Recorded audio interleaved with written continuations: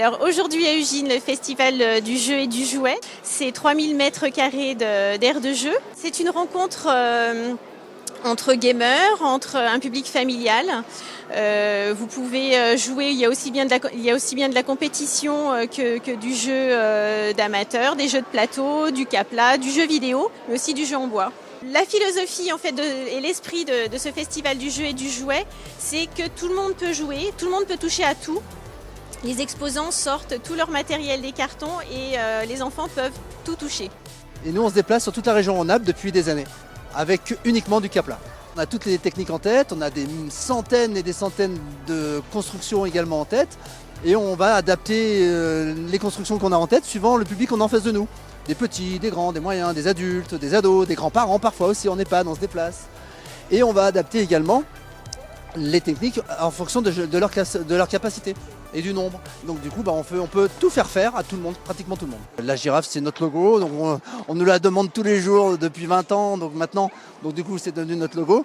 Mais c'est vrai qu'on l'a fait très régulièrement de toutes les tailles. Il me semble que ça fait 5 ans qu'on vient, je crois, donc ça, tous les ans on revient avec plaisir. Donc là on a amené énormément de nouveautés cette année, donc j'espère que les gens vont être contents.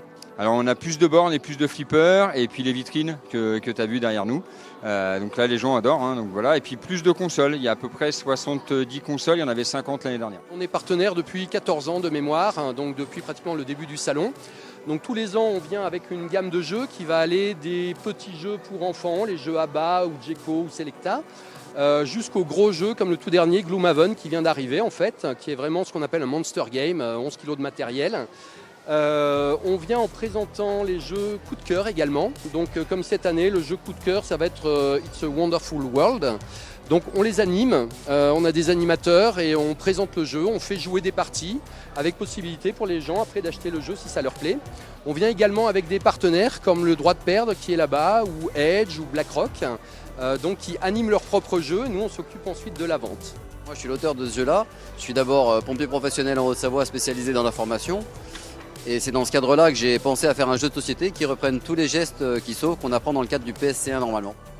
Comment on y joue toutes les situations qu'on peut rencontrer dans la vie et qu'on aborde en formation, hein, les gens qui saignent, les gens qui s'étouffent, les gens qui sont victimes d'arrêt cardiaque par exemple. Chaque situation donc, donne lieu à une famille de cartes numérotées qui représentent la chronologie des opérations à effectuer pour aider ces gens-là, ces victimes.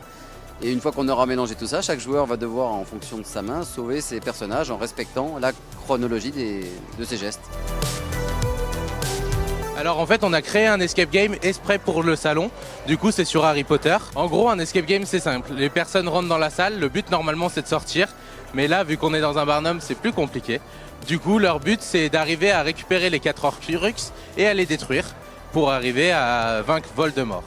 C'est la 24e édition, donc ça marche plutôt bien, on est très contents. On est très contents d'accueillir des Uginois, mais aussi maintenant on voit que c'est en train de se développer. Donc on accueille du public hors département, Isère, Ain, voilà. Et avec la compétition de Rubik's Cube, on amène aussi des gens de toute la France. C'était votre reportage Savoie News avec Bourri Assurance.